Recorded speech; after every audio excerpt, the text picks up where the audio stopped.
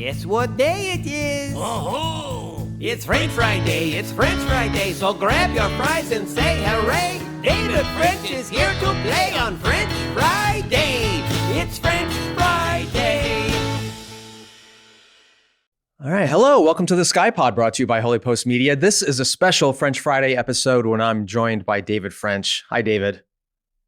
Skye, we're recording a little early in the month, skipped a month. I don't know how you were going to call it. Off schedule. Off schedule. We were gonna talk last week, but events transpired to interfere with that. So I'm glad you're here and we're able to talk this week. I had a whole bunch of different ideas for last week, but the news moves so quickly these days.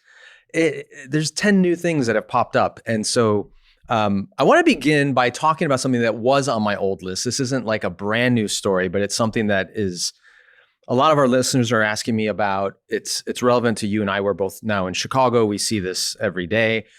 And that's the stuff going on with immigrants, undocumented immigrants, ICE, Border Patrol. I have friends that are deeply involved in this whole thing in the city, pastors and others. And one of the pieces that jumped out to me is what's increasingly being referred to as Kavanaugh Stops, named after Brett Kavanaugh, the Supreme Court Justice. To begin with, let's define what these things are. What is a Kavanaugh stop that the DHS officials, federal officials are using? So when they're saying Kavanaugh stop, it's not intended as a compliment, Skye. Right, yeah. Because it's referring to a concurring opinion by Justice Kavanaugh in an opinion in September, where they vacated an injunction, a lower court injunction that was blocking ICE officers from using a series of factors, series of factors as reasonable suspicion to stop someone and, check on their immigration status. Okay, I know you're very used to talking about this issue on advisory opinions and other places, but there's jargon here that I'm guessing a lot of our listeners are not going to get. So we'll go through it. Okay, yeah. so my understanding is ICE officials, Border Patrol officials were stopping people in many cases based on their ethnic appearance. They appear to be racially profiling some of these folks and stopping them. A lower court said, you can't do that. Right. This then went to the Supreme Court, and the Supreme Court said to the lower court, yeah, they can do that, at least for now. So it's a convoluted legal structure here. Yeah, it is convoluted. So let's even go back a little further. So the way things work is that the government in the United States of America is not supposed to be able to just stop somebody. A law enforcement officer is not just supposed to be able to just stop somebody and detain them even for a brief amount of time against their will, unless certain legal standards are met. Right. And one of the lowest legal standards is something called reasonable suspicion. Probable cause is a higher standard. Probable cause is what you have to say to arrest somebody, an actual arrest. Reasonable suspicion is different. It's that, stopping somebody, making inquiries of somebody.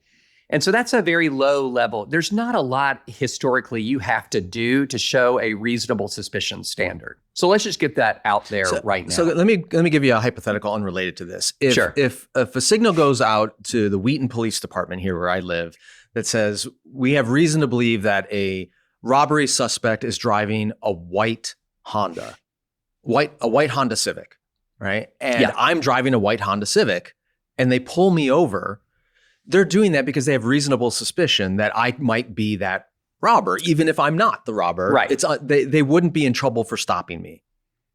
Exactly. They don't have probable cause to arrest, because as soon as they stop you, they realize it's not that Honda. Right. Maybe you don't match the description of the robber, et cetera. They move you along. I have been stopped on reasonable suspicion by drug task forces on interstates, for example, before. The kind of car I was driving fit a profile perfectly. Exactly what you're saying, Skye. I'll never forget that stop because I'm pulled over. I was maybe speeding, but I wasn't pulled over for speeding. As soon as I pull over, the police officer comes up, asks for my license and registration, takes a look at it, sees that everything is in order, and then off I go.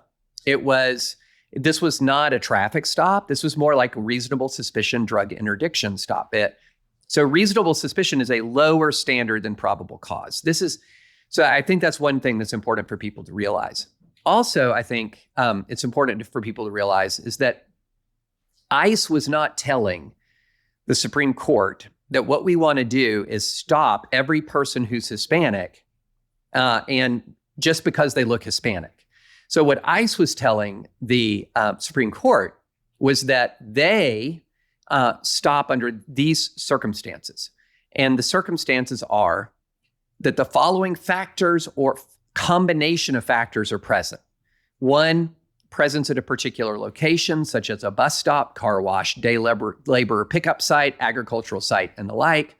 Two, the type of work that one does. Three, speaking Spanish or speaking English with an accent. And four, apparent race or ethnicity. So looking at holistically, what you're supposed to be doing is sort of a totality of the circumstances analysis.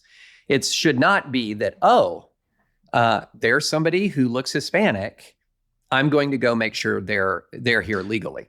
Okay, but if they're Hispanic and they're working at a construction site and they, there's a couple of variables, right, and then they say we are justified in some people. And there have been stories in the media, and I'm hearing stories here from friends of mine in Chicago, where American citizens who fit some of these qualities are being arrested and being asked to prove their citizenship.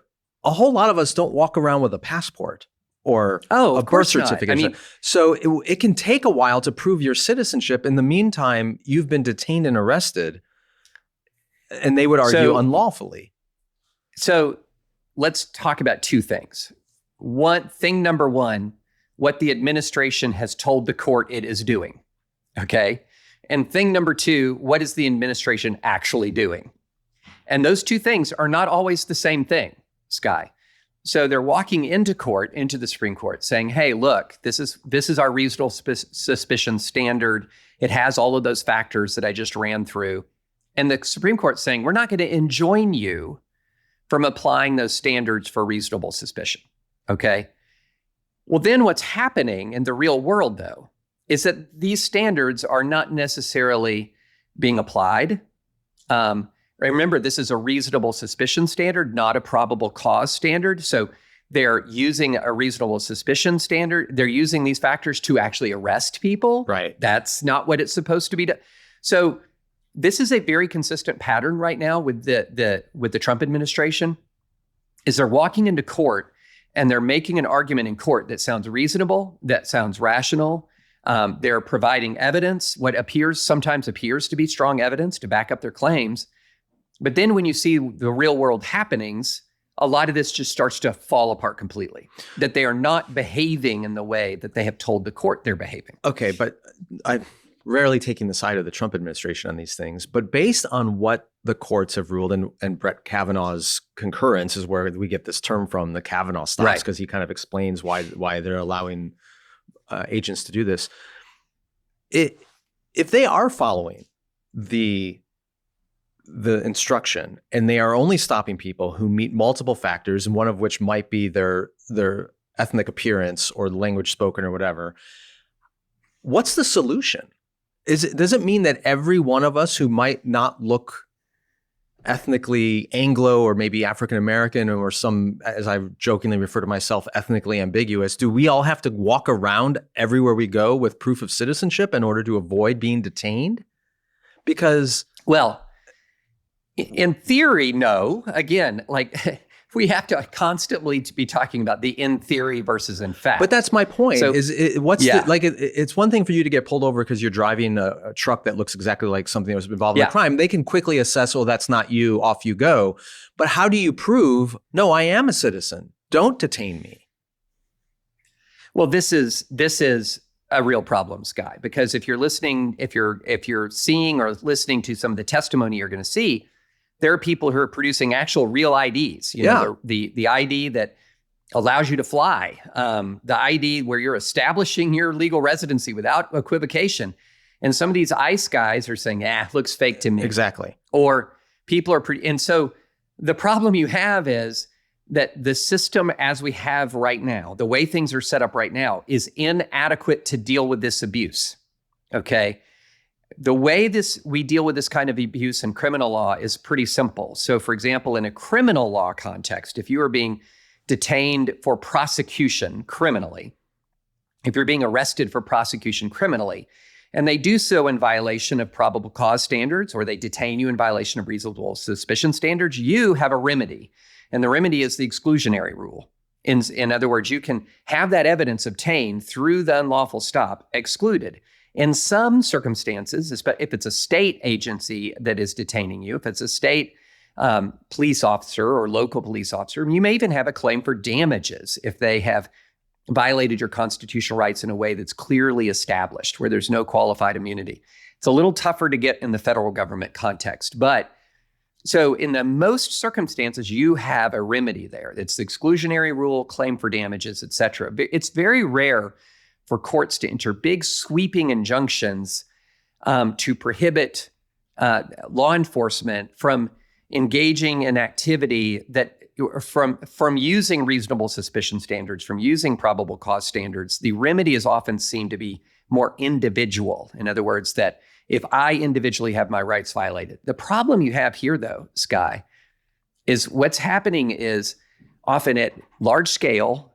Often what's ending up happening is that people are being detained maybe for hours or sometimes days at a time before they're vindicated, before they're released.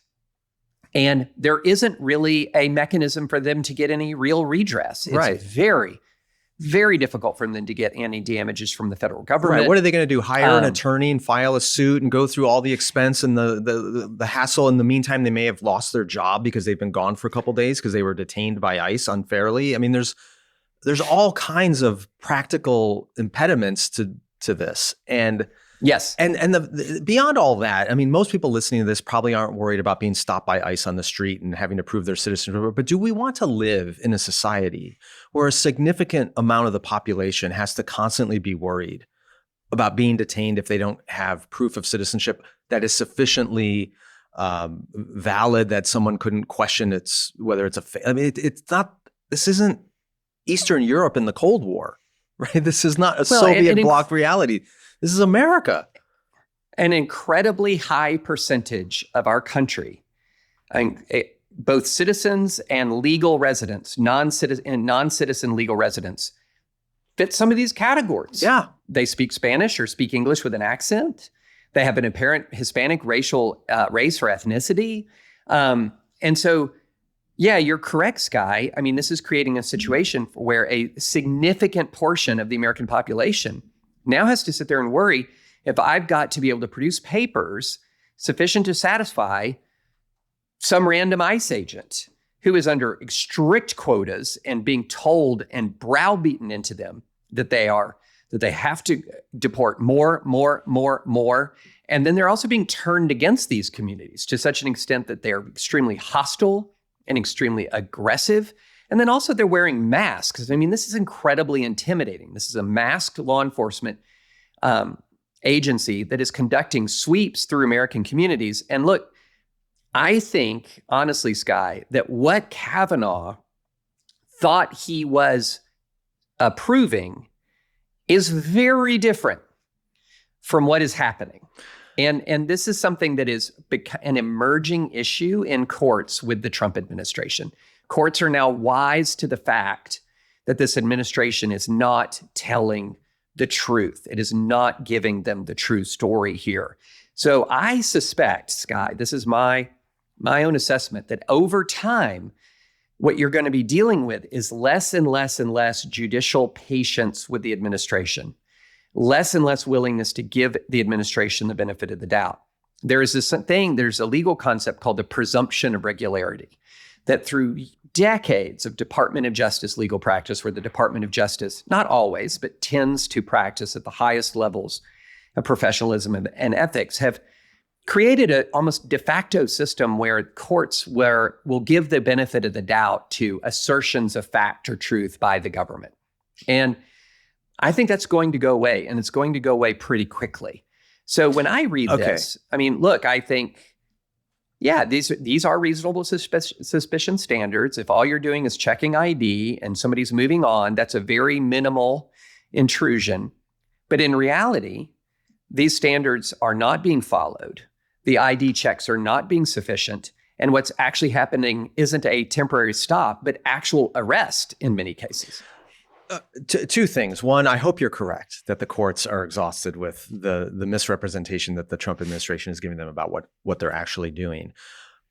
One of my concerns is, as much as the courts and the Supreme Court might want to slap the hand of the president or the agencies that are working for him, is there a concern that, well, and I think there might be some pattern to this, the court decides, as much as we want to do that to the Trump administration, we don't want to make any ruling that would tie the hands of future administrations, of future presidents who aren't as immoral or abusive of their power. And therefore, we have to tolerate the abuses of this administration in order to constitutionally protect the presidency for future administrations. That's concern number one. Concern number two, and I am no constitutional scholar, certainly no attorney, but in my citizens' reading of the Constitution and my understanding of American law, this republic is supposed to be a place where the burden is put upon the agent of the state, not upon the citizen. Right. Yeah. And so the fact that we are now living through an era in which I feel the need, I literally have my passport in my backpack because I get stopped frequently, even here in Wheaton, before the Trump administration. I've been profiled many times. The fact that I feel compelled that I have to carry my proof of citizenship with me everywhere I go, but the ICE agent who stops me does not feel the need to show their face, does not have to have their name or badge on the agent of the state gets anonymity, but me, the citizen, doesn't, is a really backwards reality in America. 1,000,000% backwards, Skye. And to tell you how much this is a reversal for the conservative movement, I once did a PragerU video on transparency. This is Prager University, so this is 10 plus years ago, on that transparency is for the government, not for the citizen. The citizen has privacy. Right. The government has transparency. And just to put this in context, Skye, this masked law enforcement agency in context, we weren't masked in Iraq when we were taking on Al-Qaeda. We had name tapes. It's not just that we weren't masked. We had name tapes identifying us. We had rank identifying us. So if a Al-Qaeda terrorist, and I met many who spoke English well, who could read English, they would know once they were released from detention, if they wanted to reach out after somebody, they could remember a Captain French, right? They could remember that. And it's not hard to figure out who I am in that circumstance, right? And so and your cops who walk the beat every day, your FBI agents who are out there, they're often dealing with some of the worst people in the world. And they've got their face, they've got their badge, they have body cameras, they're known. But what's happening here, Skye, is because there is such hostility towards immigrants and there's such a commitment to purging illegal immigrants from this country that they're very willing, I think, to just not to amp up the intimidation factor. I think the masking, it's being justified to prevent doxing. And look, doxing is terrible. We've both been doxed, Yes. I mean, it's terrible. Being doxed is terrible. But look, journalists are doxed, police officers are doxed, politicians, I mean, you name it. ICE agents are in a special brand of human. They get special anonymity to do their job. I think that what's happening here is really the doxing is the pretext for the creation of a very intimidating masked force that it has two purposes. One purpose is to actually go out and arrest people and to deport them. The other one is to terrify people into leaving. Right. So I think that the terrifying people into leaving part is a giant part of this Trump strategy. And I think the masking and the brutality are all part of it as well. Go back to my first concern, though, the idea that the courts might want to slap the administration's wrist on how they're behaving, but they're reluctant to because they don't want to tie the hands of future administrations and the appropriate constitutional authority of the presidency. If you were advising, I don't know who, the Supreme Court or anyone else, about a proper legal or statutory remedy to this problem, what would it be? How do we solve this? I think the answer here, Skye, is not to create new rules that are negative to the president because Trump is so bad, but it's to strip the benefit of the doubt from the presidency. Okay. And I think that's important, not just for Trump purposes, but going forward. And because I do think that one thing that has happened is that we have created a structure that has both explicitly and implicitly just devolved an enormous amount of discretion up to the President of the United States and away from members of Congress in particular, but that the presidency has to be trimmed back some. Now, some of that can only happen through statutes or constitutional reforms like constitutional amendments. But there are some things that are within the law that are applied to normal everyday people all the time that will really help pull back or rein in the Trump administration. Here's one. We don't need to get too nerdy about this, but let me just give you one example. There's a doctrine under law called unclean hands. And what that means is that if you walk into a court and you're asking the court to intervene for you, to enter an injunction for you, injunctions always involve what are called the balance of the equities. There's always going to be a sense of just subjective fairness related to a decision to grant or deny an injunction. Now, that means when I'm going to ask the court to rule for me, that a fairness demands that you rule for me, I need to come into the court with clean hands. In other words, I'm not lying to the court. My conduct has been above board. I'm not sending mixed messages. I have not done anything that violates the rules of the court, et cetera, et cetera, et cetera. And so if you walk into a court with unclean hands, sometimes the benefit out disappears. The balance of equities begins to move against you. Mm-hmm. And one argument that I made in the Times is it's time to apply this doctrine to the president. When the president is seeking equitable relief, like an injunction, and you're balancing equities, which again are subjective senses of fairness, then the fact that Trump is lying voluminously, the fact that you cannot trust the assertions of the Department of Justice mean that those balance of equities move against the administration. And you know what? They'll stay that way until you have an administration that plays by the rules. And then they have clean hands, and they once again enjoy the benefit of clean hands. So you're not changing the rules to undermine the presidency. What you're doing is you're applying the rules, as should happen in a small r Republican form of government, to the president. And a president who behaves with integrity will enjoy the traditional legal benefits of integrity. And a president who shows no integrity and suffers the traditional legal consequences of the loss of integrity. Okay, one of the things, and then we'll wrap up and move on to something even more salacious. One of the things I've heard you say many times, and Sarah Isger as well on Advisory Opinions, is that the Supreme Court does not decide cases.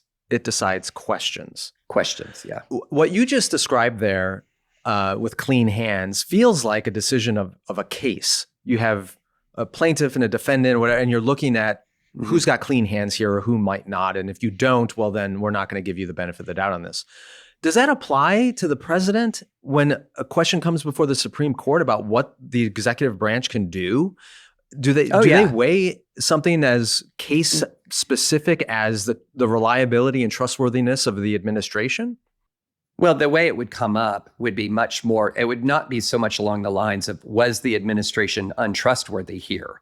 Which is often a fact-based determination that the Supreme Court doesn't do. Right. It would be the district court in Oregon and the Ninth Circuit Court of Appeals denied their administration's request for injunction because they said, in part, because they said the administration was coming to the court with unclean hands. Question: was the application of the unclean hands doctrine to the president in this circumstance in violation of Article 2 of the Constitution?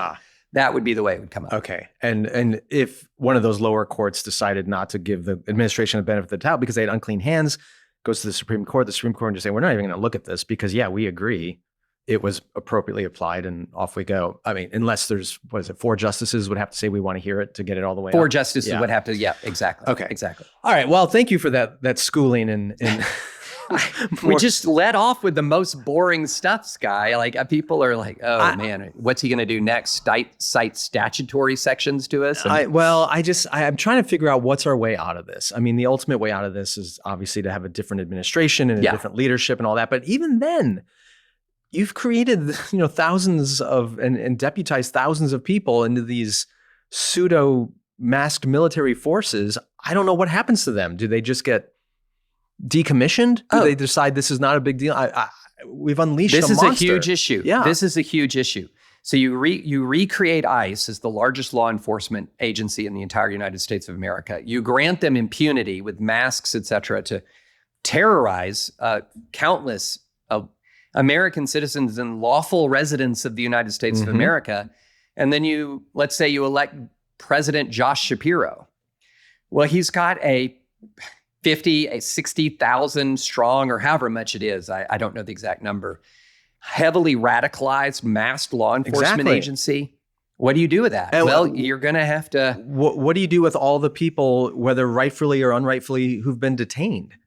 Do you just go let them out? It's just a huge mess that's been created. It's huge mess. I mean, there are certain policy fixes you can make, like get rid of the masks. You can change procedures. You can diminish the size of the workforce. I mean, there are things that can be done, but what you are doing and what they're trying to do, I think with ICE almost more than any other part of the government, is create a new sort of permanent magnified part of the bureaucracy.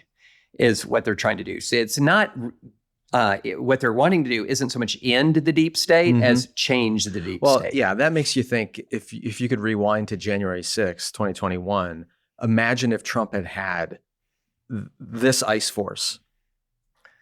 How different would that day have looked? Or the post-election would have looked? We might find out after the midterms. We'll see.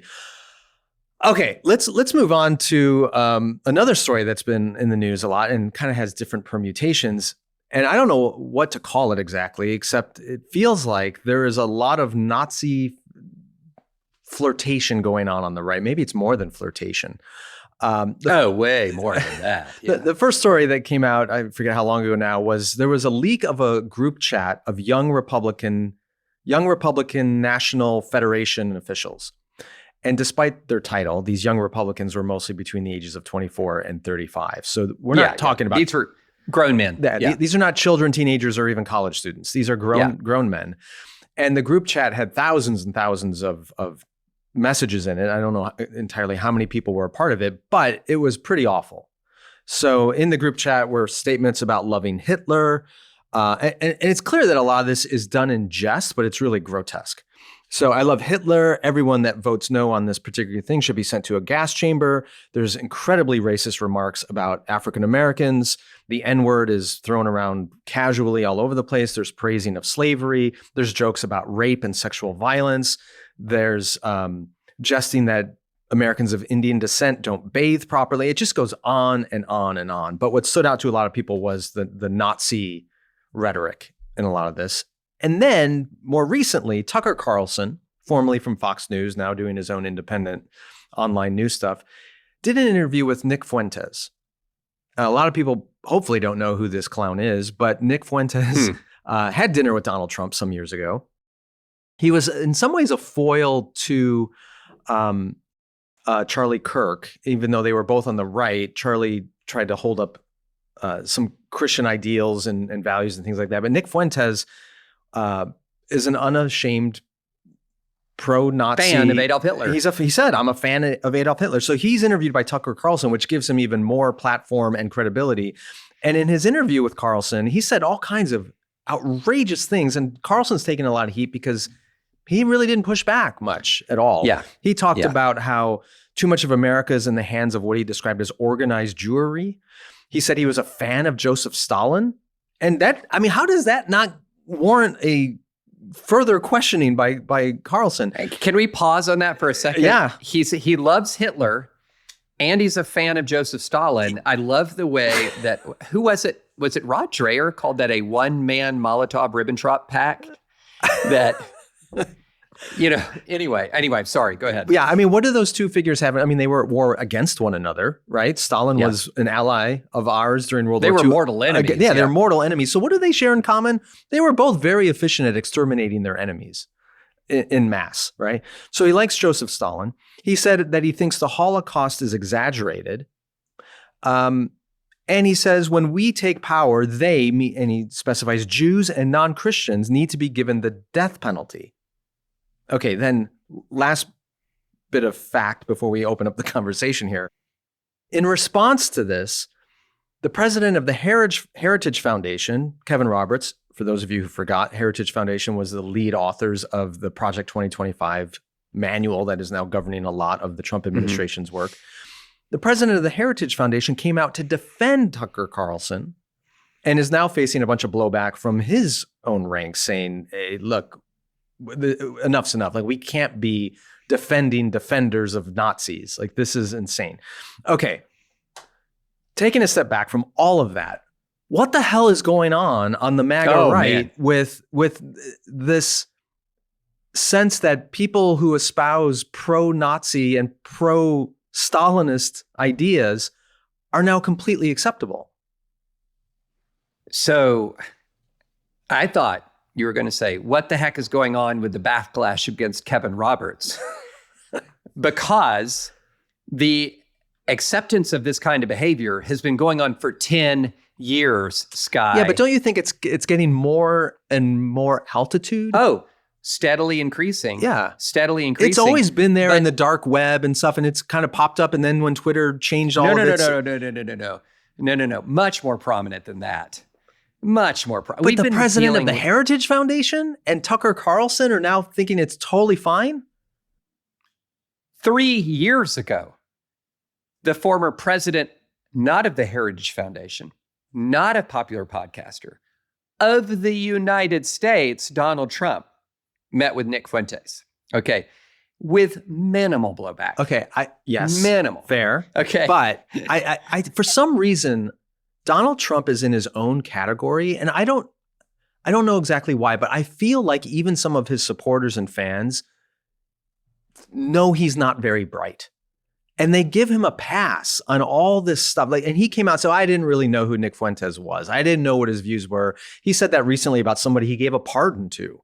Like, he plays dumb, and people go, oh, it's just Donald, who knows? But Tucker Carlson's built his entire career on presenting himself as not dumb, as informed. Well, and the president of the Heritage Foundation, this is a massively influential think tank. His whole reputation is we're the people writing the blueprint for Project 2025. Like, we are in the know. We cannot plead ignorance here. So I don't want to let Donald Trump off the hook, but everyone else seems to let him off the hook. It's the people around him that I can't figure out. No. So, okay, let's walk through this. First, there was no threshold crossed when Carlson interviewed Fuentes. Okay. Let's just get that 1 billion% clear. The threshold was crossed a long time ago. Okay, so Carlson has a fawning interview of Vladimir Putin. Right. However bad Nick Fuentes is, and Nick Fuentes is bad, he is not as bad as Vladimir Putin. Okay, Vladimir Putin has the blood of hundreds of thousands on his hands. Okay, we have had Tucker Carlson interviewing Nazi apologist revisionist historians. Mm-hmm. We have had Tucker Carlson involving in gross 9/11 conspiracies. We have had Tucker Carlson involved in some of the most gross anti-Semitic kind of selective criticism and snarkiness towards Jews this has been going on for a long time, okay? And Nick Fuentes has been out there for a long time. Marjorie Taylor Greene headlined one of his conferences.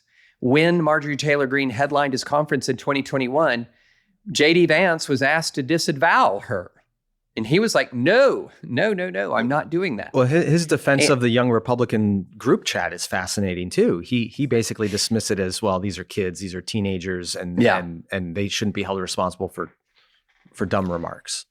So, and the reason why I'm so emphatic about that, and I feel very passionate about this very issue, is I think we're giving people too much of a pass, because it's all been there.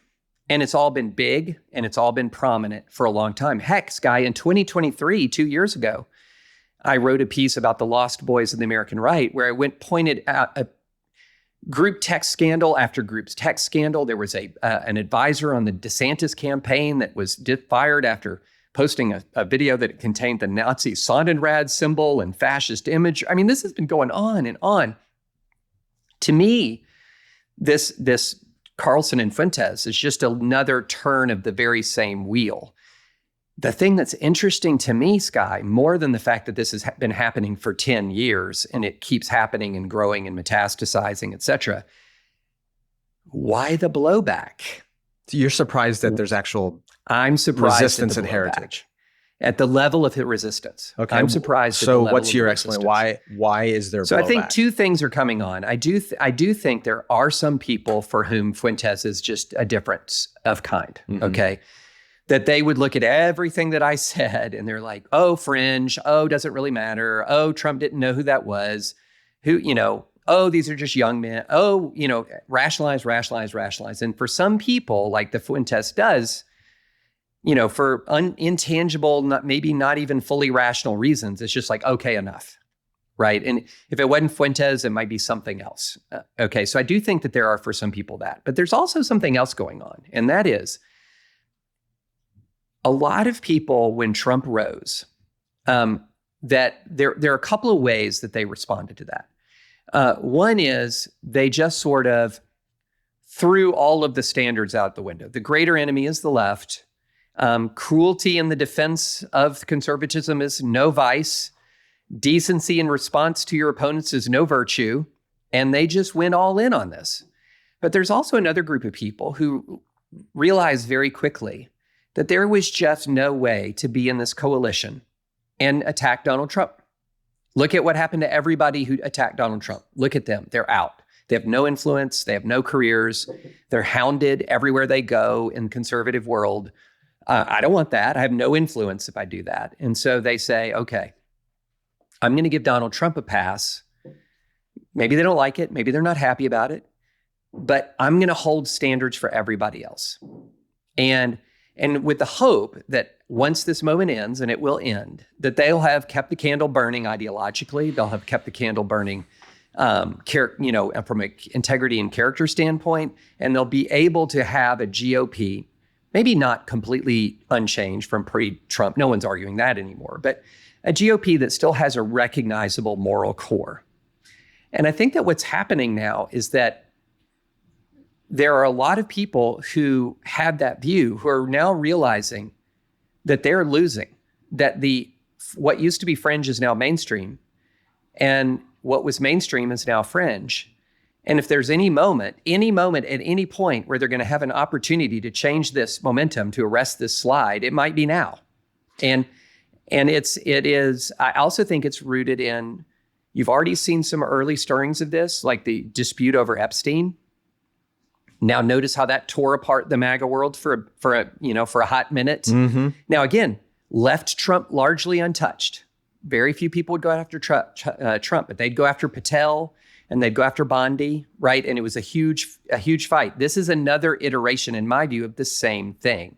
It is the internal divisions in MAGA that are emerging and will continue to emerge more and more as Trump becomes more of a lame duck. Okay, so if I'm hearing you correctly, you're saying that some of the pushback at the Heritage Foundation, some of the pushback to Tucker Carlson having Nick Fuentes on, isn't coming from a principled rejection of Nazi beliefs and rhetoric. It's coming from the practical reality that, maybe we're losing and we need to shed these guys or distance ourselves from these fringe guys because it's not good politics. Well, and I would say, look, none of the people who are attacking Carlson right now are closet Nazis just Right. making a cult. They've always had an objection to Nazism. Always. But They've if always you had an don't objection say to anything anti-Semitism. objectionable about Nazism, do you really have an objection to Nazism? But they've kept their powder dry. That's the problem, because there's always the bigger issue. And then what's even worse, Skye, what's even worse is that not only did they keep their powder dry, some of the people who are raging right now against Carlson and Fuentes raged against friends of ours for saying this was coming.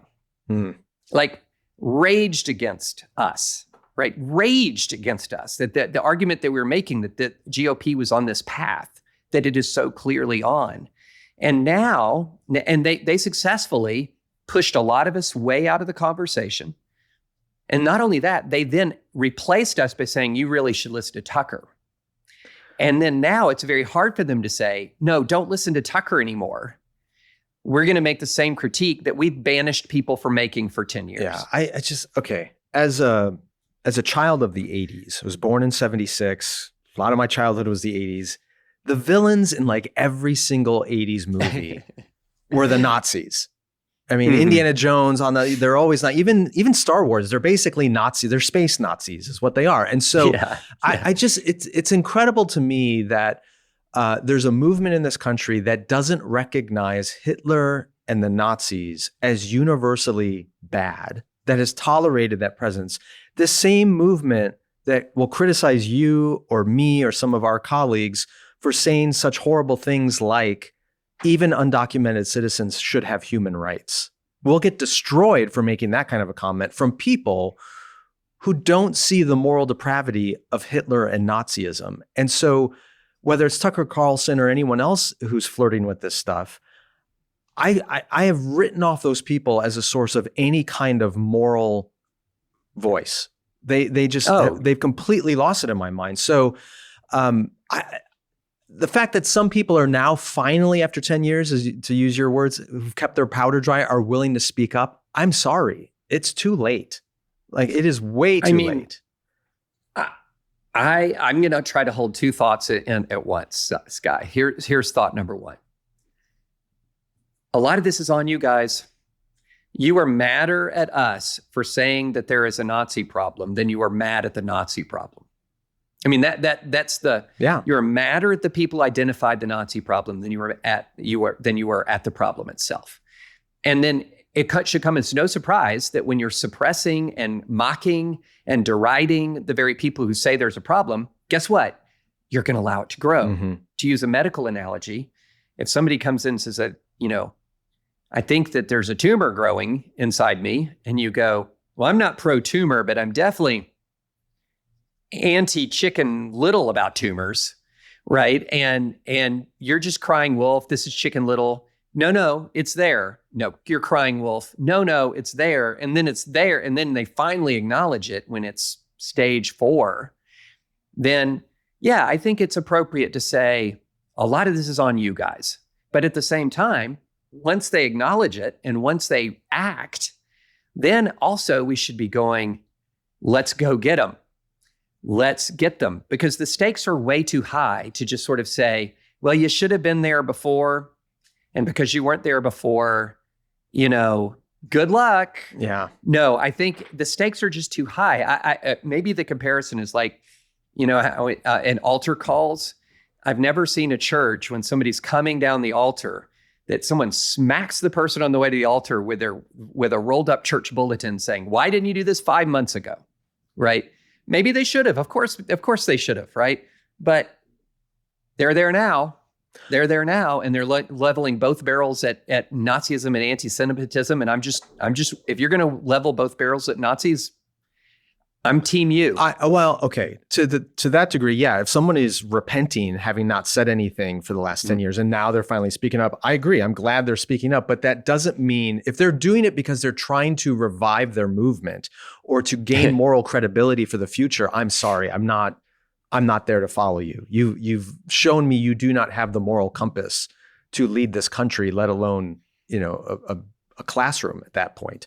You shouldn't be leading anything if you can't see Nazism as intrinsically bad and need to be called out. Let's go back to the group chat stuff, because I don't obviously know any of the people that were involved in that group chat, but I'm going to give them the benefit of the doubt. And I'm going to guess that none of them are actually Nazis. And yet they found this an acceptable form of humor, not just the Nazi rhetoric, but all of the racist stuff that they put in there. This was just okay. And again, they're not teenagers. These aren't kids who are do dumb things and deserve to grow up and have another chance at it. These are grown men. Is this a case of the fish rotting from the head down? Like, you can go back, was it 2017, the Unite the Right rally in Charlotte, and the neo-Nazis, the Jews will not replace us and all that stuff, and Donald Trump saying, hey, there were very fine people on all sides. And is it a case where, okay, if this kind of rhetoric is acceptable from the president all through the movement, then it's fine for us to do it too and to joke about it, and it's no big deal. And a thought is, we will never face a consequence for this. Is that what's driving this kind of stuff? Well, yeah, there's a few things. Kind of the fish rotting from the head down is, I think, 100% correct. And let's put a pin in that and come back to that, because I think that's so important. But there is another thing that is, what is the right now? And if the right is anything, it's just anti-left. So Ben Shapiro said this very well to Ezra Klein. Ezra interviewed him not long ago. He goes, look, the right is not conservative. Stop thinking of it as conservative. He said, think of it as anti-left. That's what it is. Now, and I agree with Ben. I think that is, if you're going to look at sort of, it's pro-Trump and it's also anti-left. And that's very, very, very different from being conservative. Those two things are not the same thing.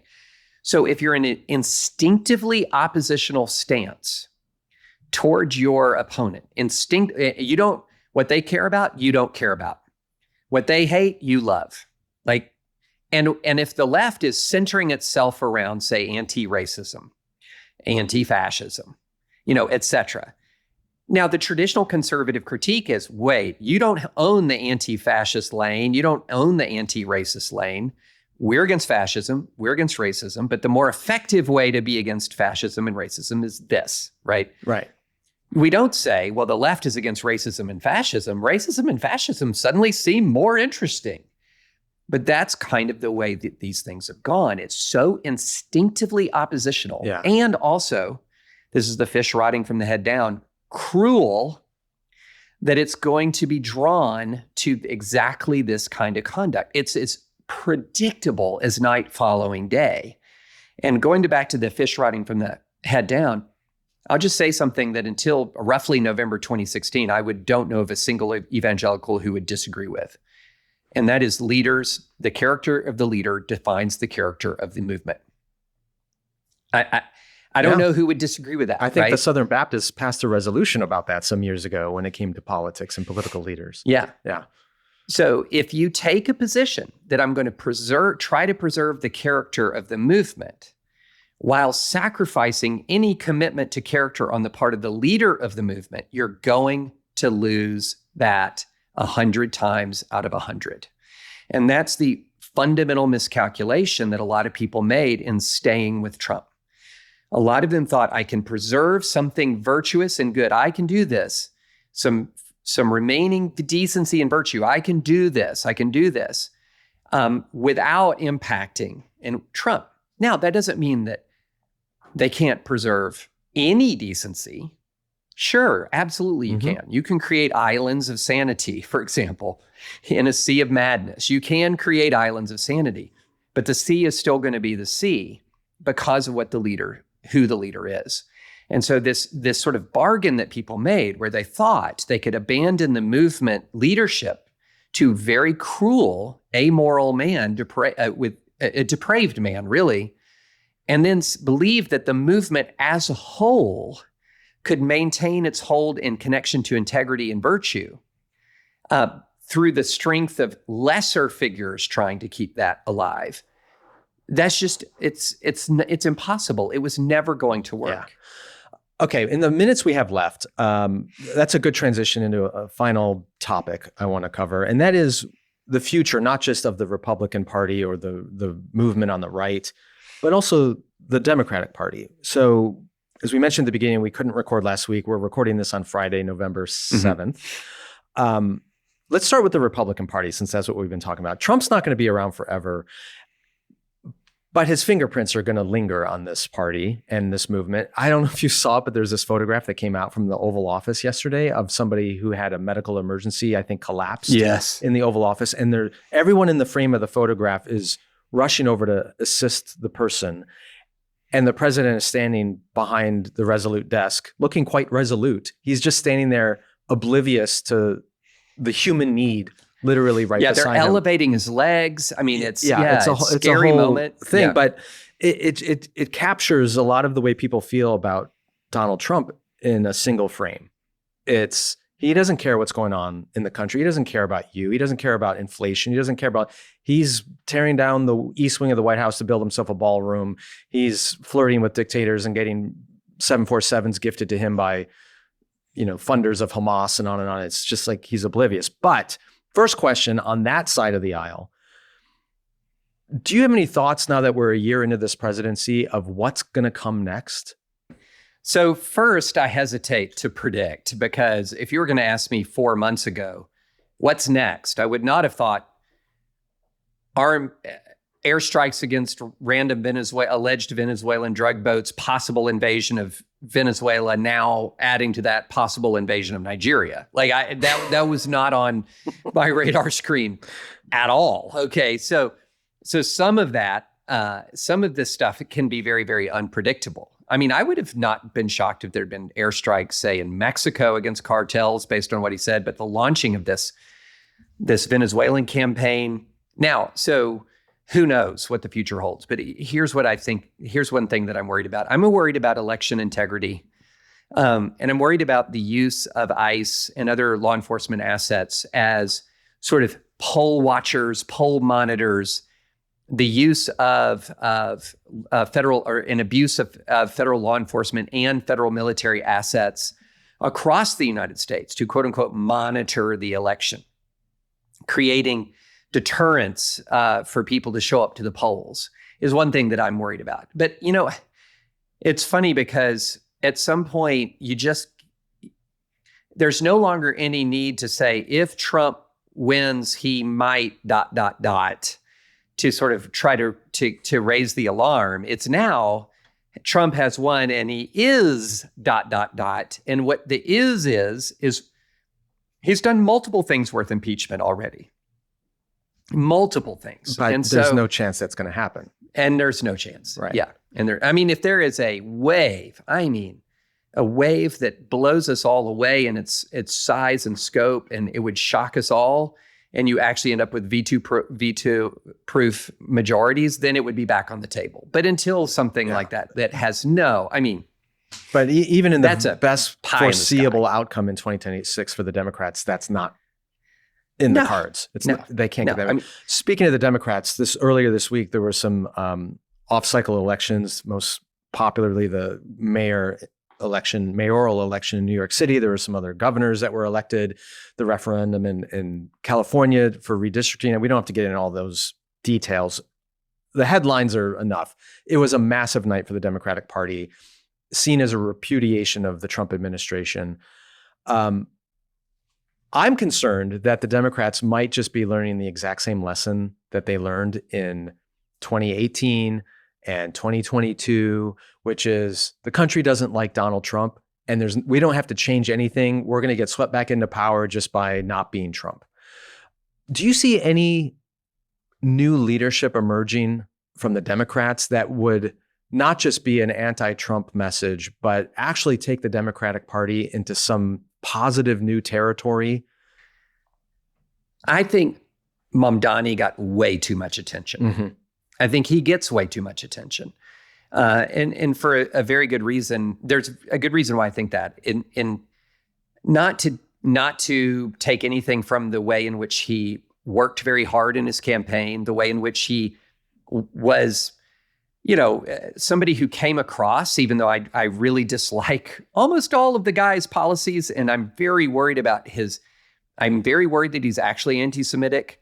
He was very sunny in his disposition. He was very disarming. He was very effective and neutralizing some of these attacks against him because he was disarming. So I'm not saying he did nothing to win, but what I am saying, in many ways, he's an accidental mayor. You had the mayor of New York who was indicted and then struck a weird deal with the Trump administration. That ended his political career. Then who does the establishment Democratic Party turn to come rescue New York? Andrew freaking Cuomo, a guy who botched COVID, who resigned after sexual harassment scandals. And that's who Mamdani is running against. And he wins by like 8 or 9.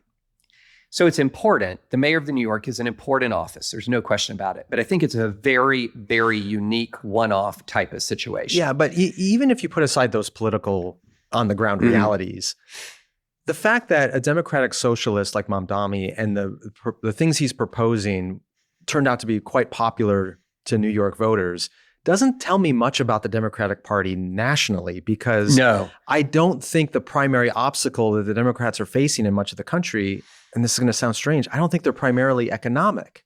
The Biden administration, I heard a statistic recently, said that 80% of the funding that was passed through the Biden administration benefited rural white Americans in red states. And yet they didn't vote for the guy anyway, or Kamala Harris, right? So I'm not trying to dismiss the importance of inflation and cost of living, all these real problems that Americans are facing. But Mamdani, it's okay, but it's New York City.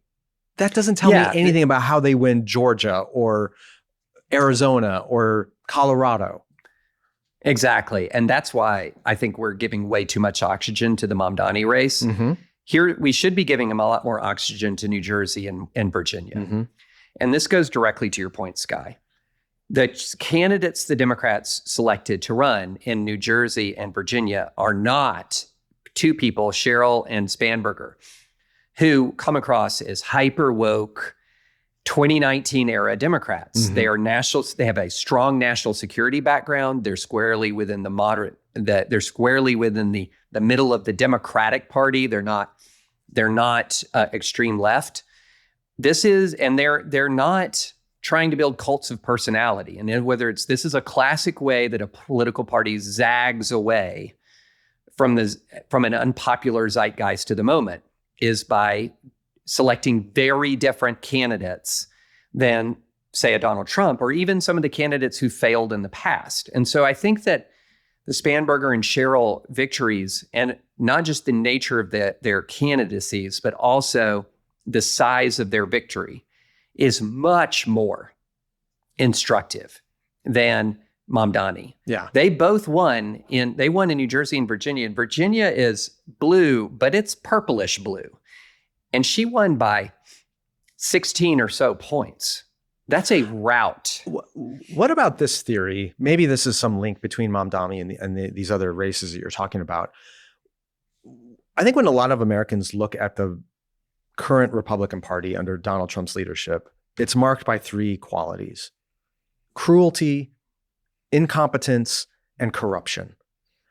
And when you have candidates that come along, I don't care what party they're in, but when you have candidates come along and they show competence and kindness and some integrity, most Americans are like, yes, thank you, we will take that. And you can disagree with Mamdani's proposals and ideas, but he did come across as kind. He did come across as competent, and he doesn't stink of corruption like the other candidates in that race did, right? Yeah. So, exactly. And same thing with these other Democratic winners in New Jersey and Virginia. Is that the winning formula here? You have to customize policies to different states and cities and parts of the country. But if the Democrats can come across as kind, including to their opponents, and not as elitists who look down their nose. Somebody recently said that the Republicans come across as crazy, but the Democrats come across as preachy. You're right. Interesting. That arrogance. Yeah. So I wonder if just kindness and competency and integrity is enough to win against MAGA in a lot of these places. I actually think that it is. I would feel better, though, Skye, although I feel like the Spanberger-Cheryl is a good way for Democrats to turn the page. I'd feel better if Jay Jones lost. The fact that Jay Jones won his race, much narrower than Abigail Spanberger. And Jones, for those who don't know, is the Democratic nominee for Attorney General, who was caught on text messages wishing death on his political opponents and their children. Yeah, there's your cruelty piece. Yeah. And he won. Yeah. And he won. Now, he won by a much narrower margin. So rational Democrats should look at that and say, it's one good way to diminish our margin for error is to wish death on our opponents and to be Trumpian in our, the way in which we treat other people. Hopefully that's the takeaway. But I was very discouraged that he won anyway, because I don't think we're going to really ever turn the page on this moment until it is a very consistent and clear message from both sides of the aisle that cruelty is completely, and cruelty, especially cruelty, the point of wishing death on people, is so far beyond the pale. You can't have a career in public life when you do that. Yeah, but it's worked so well for Donald Trump. I mean, it's just so discouraging. It's so discouraging that wasn't disqualifying, Skye. Amen. All right, David. Well, I'm glad we were able to get this in this week. Thank you for making that work, and for your insights. Both helped me understand the legal dynamics of what's going on with all the immigration stuff, and then we can lament the cruelty and flirtation, more than flirtation, with Nazi ideas. But maybe there's a light at the end of this tunnel coming. We'll see. Thanks for being with me again. Amen. Thanks, Skye. Always enjoy it. French Friday is a production of Holy Post Media, featuring David French and me, Skye Jatani. Music and theme song by Phil Vischer. This show is made possible by Holy Post patrons. To find out how you can become a Holy Post patron and to find more common good Christian content, go to holypost.com.